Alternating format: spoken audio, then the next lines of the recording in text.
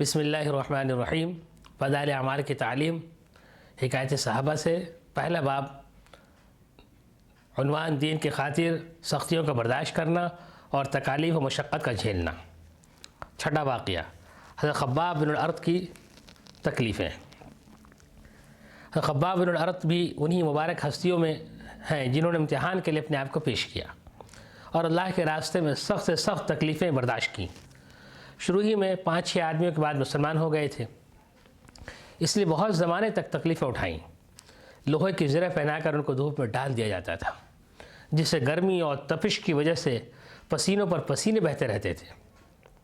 اکثر اوقات بالکل سیدھا گرم ریت پر لٹا دیا جاتا، جس کی وجہ سے کمر کا گوشت تک گل کر گر گیا تھا۔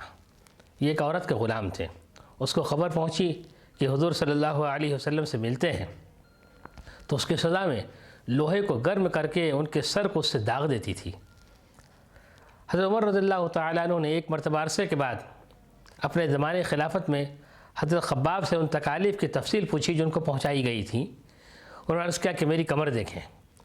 حضرت عمر رضی اللہ تعالیٰ عنہ نے کمر دیکھ کر فرمایا کہ ایسی کمر تو کسی کی دیکھی ہی نہیں۔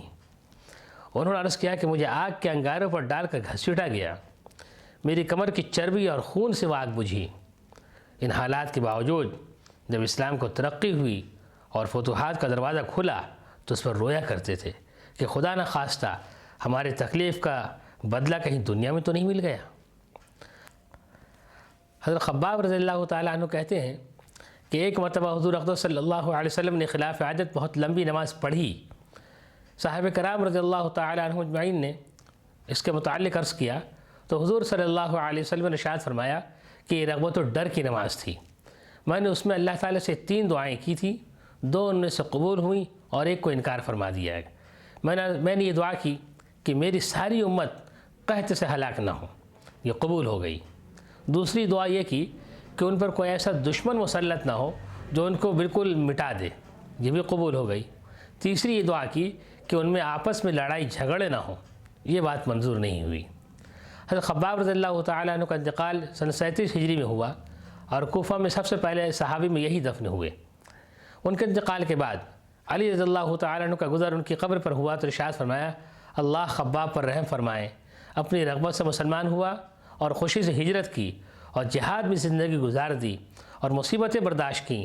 مبارک ہے وہ شخص جو قیامت کو یاد رکھے اور حساب کتاب کی تیاری کرے اور گزارے کے قابل مال پر قناعت کرے اور اپنے مولا کو راضی کر لے۔ فائدہ، حقیقت میں مولا کو راضی کر لینا انہی لوگوں کا حصہ تھا کہ ان کی زندگی کا ہر کام مولا ہی کی رضا کے واسطے تھا۔